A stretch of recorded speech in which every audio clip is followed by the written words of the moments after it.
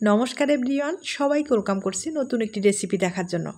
আশা করি যে যেখান থেকে ভিডিওটি দেখছেন সবাই সুস্থ আছেন এবং ভালো আছেন। আজকে আনারস দিয়ে একটা পিঠা রেসিপি নিয়ে আসলাম। আনারস দিয়ে কখনো পিঠা খেয়েছেন কিনা জানি না, তবে আমার মনে হয় একবারে নতুন একটা রেসিপি। আর এই পিঠাটা কিন্তু আমিও প্রথম তৈরি করলাম, তবে আনারসের পিঠা যে এতটা খেতে ভালো হবে আমিও কিন্তু ভাবতে পারিনি। চলুন, কথা বলতে গেলে কিন্তু শেষ হবে না। আগে রেসিপিটি শুরু করি, এরপরে কথা বলা যাবে। প্রথমে বড় সাইজের একটা আনারস নিলাম, আর আনারসটা আগে ছোট ছোট করে আমি কেটে নিব। অফ ক্যামেরায় কিন্তু আনারসটা ভালোভাবে কেটে নিলাম। আর কেটে নেওয়ার পরে এখন যেটা করতে হবে, ব্লেন্ডারে খুব ভালোভাবে একটা পেস্ট তৈরি করে নিতে হবে। আর এখানে কিন্তু পুরো আনারসটা আমি দেব না, কিছুটা আমি রেখে দিয়েছি, আর বাকিটা কিন্তু পিঠা তৈরি করে নেব।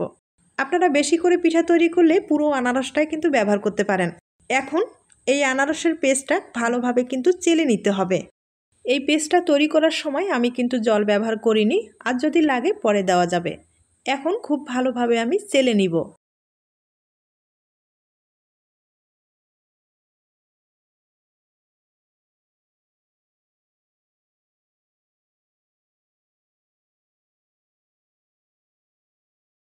আমি খুব ভালোভাবে চেলে নিলাম। এবার পিঠার জন্য আগে পুরটা তৈরি করে নেব। আর পুর হিসাবে ব্যবহার করব এখানে নারকেল আর গুড়। আপনারা কিন্তু আপনাদের পছন্দ মতো পুর ব্যবহার করতে পারেন, তবে এই পিঠায় নারকেলের পুরটা খেতেই ভালো লাগবে। প্রথমে আমি গুড় দিয়ে দিলাম, আর ফ্লেভারের জন্য কয়েকটা মশলা ব্যবহার করলাম, সামান্য পরিমাণে একটু জল ব্যবহার করলাম। আর যখন একটু গুড়টা ফুটে উঠবে এই পর্যায়ে আমি এখানে নারকেল কোরানো দিয়ে দিব। নারকেল কোরানোটা দেওয়ার পরে খুব ভালোভাবে নেড়েচেড়ে একবারে শুকনো শুকনো করে এই পুরটা আমি তৈরি করে নেব।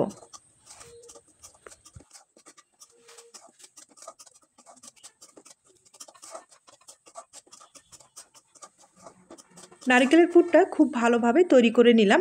এবার পিঠার জন্য ডোটা তৈরি করে নেব।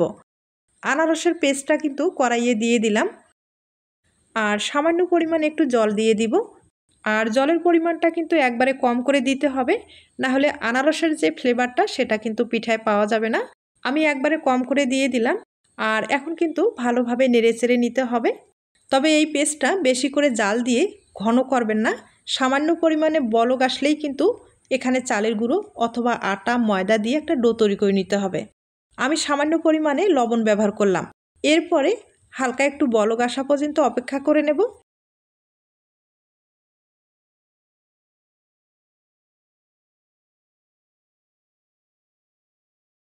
সামান্য পরিমাণে বলক এসেছে, এবার কিন্তু নেড়েচেড়ে চালের গুঁড়ো দিয়ে দিব।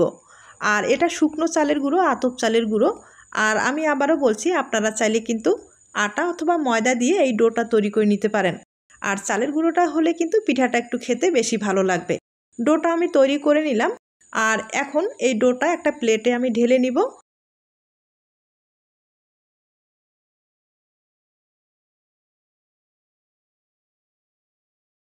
এই ডোটা আমি এখন খুব ভালোভাবে একটু মথে নিব, তবে অনেকটাই গরম আছে। হাতে একটু ঠান্ডা জল লাগিয়ে ডোটা কিন্তু তৈরি করে নিতে হবে, নাহলে হাতে অনেকটাই গরম লেগে যাবে।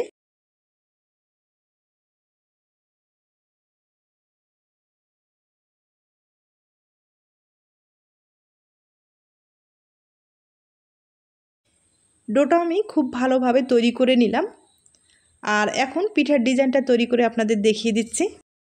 আমি ছোট্ট একটা লিচি কেটে নিলাম। এবার বেলে নিব। আর বেলার সুবিধার্থে সামান্য আটা ব্যবহার করতে পারেন অথবা চালের গুঁড়োটাই ব্যবহার করতে পারেন। এবার একটা স্টিলের গ্লাস দিয়ে কেটে নিব। আপনারা এই পিঠাটা কিন্তু বড় ছোট করে তৈরি করে নিতে পারেন। একইভাবে আরেকটা পিঠা তৈরি করে নিতে হবে।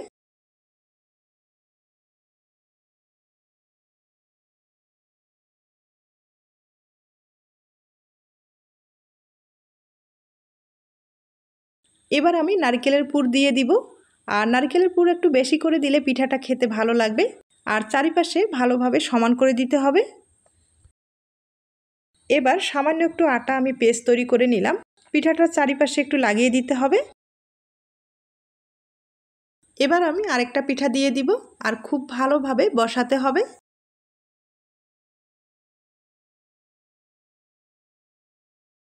এখন আপনাদের ডিজাইনটা তৈরি করে দেখিয়ে দিচ্ছি। আর ডিজাইনটা তৈরি করে নেব একটা শন দিয়ে। আর শন দিয়ে খুব সহজেই কিন্তু এই ডিজাইনগুলো তৈরি করা যায়। পিঠাগুলো দেখতেও কিন্তু ভীষণ সুন্দর হয়। এই ডিজাইনগুলো তৈরি করতে কিন্তু কোনো রকম ঝামেলা নেই। শুধু একটা হাতের কাছে যদি শন থাকে তাহলে খুব সহজেই এই ডিজাইনগুলো তৈরি করা যায়। আর পিঠাগুলো দেখতেও কিন্তু ভীষণ ভালো হয়। আনারস তো অনেক খেয়েছেন, আনারসের এই পিঠাটা একবার হলেও কিন্তু খেয়ে দেখবেন। আর আনারসের পিঠা একবার যদি খান তাহলে কিন্তু অন্য পিঠার কথা ভুলে যাবেন। এটা আমার মুখের কথা না, আপনারা অবশ্যই বাড়িতে তৈরি করুন। আপনারা নিজেরাই বুঝতে পারবেন এই পিঠার স্বাদটা কতখানি।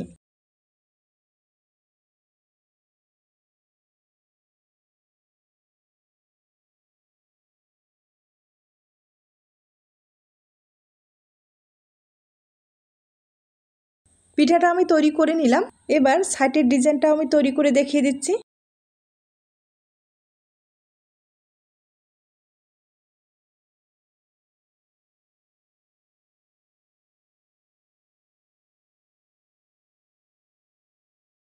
ডিজাইনগুলো তৈরি করা হয়ে গেছে আর দেখতেই পারছেন কতটা সুন্দর হয়েছে।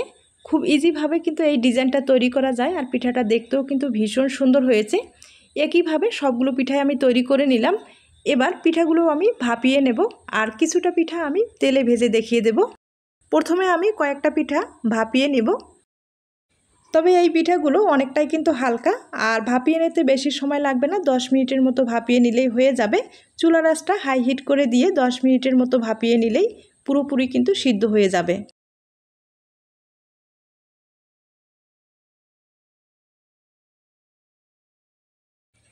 পিঠাগুলো আমি প্রায় 10 মিনিটের মতো ভাপিয়ে নিলাম। আর ভাপানোর পরে দেখতেই পারছেন পিঠাটা কতটা সুন্দর হয়েছে। এই পিঠাগুলো কিন্তু অনেক নরম হয়েছে। এবার আমি দুইটা পিঠা আপনাদের তেলে ভেজে দেখিয়ে দিচ্ছি। তবে এই পিঠাগুলো হাই হিটে কিন্তু ভাজবেন না, একবারে লো আছে ভেজে নেবেন।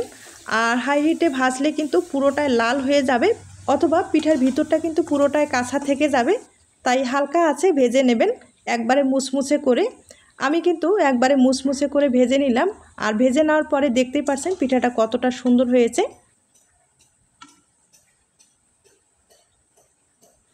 এখন আপনাদের পিঠাগুলো আমি ভেঙে দেখিয়ে দেব। প্রথমে যে পিঠাগুলো আমি ভাপিয়ে নিলাম সেগুলো আপনাদের ভেঙে দেখিয়ে দিচ্ছি। অনেকেই আছেন যে তেল পছন্দ করেন না, তারা কিন্তু ভাপিয়ে খেতে পারেন। আর মুখরোচক খেতে চাইলে আপনারা কিন্তু তেলে ভেজে খেতে পারেন।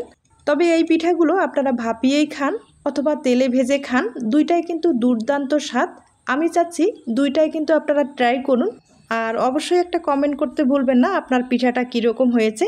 এবার আমি ভেঙে দেখিয়ে দিচ্ছি। আর এই পিঠাটা না এতটাই নরম হয়েছে, দেখতেই পারছেন।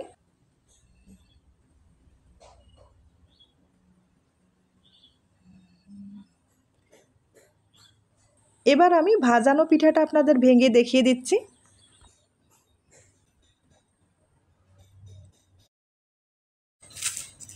দেখতেই পারছেন পিঠাটা কতটা মুচমুচে হয়েছে আর কতটা লোভনীয় হয়েছে। আশা করি আপনাদের রেসিপিটি আজকে ভালো লেগেছে। অবশ্যই কিন্তু একটা কমেন্ট করতে ভুলবেন না। আজ তাহলে এ পর্যন্ত, নতুন কোনো রেসিপির সাথে আবার দেখা হবে। আর নতুন রেসিপির জন্য সবাইকে আমন্ত্রণ রইল। সবাই ভালো থাকবেন এবং সুস্থ থাকবেন।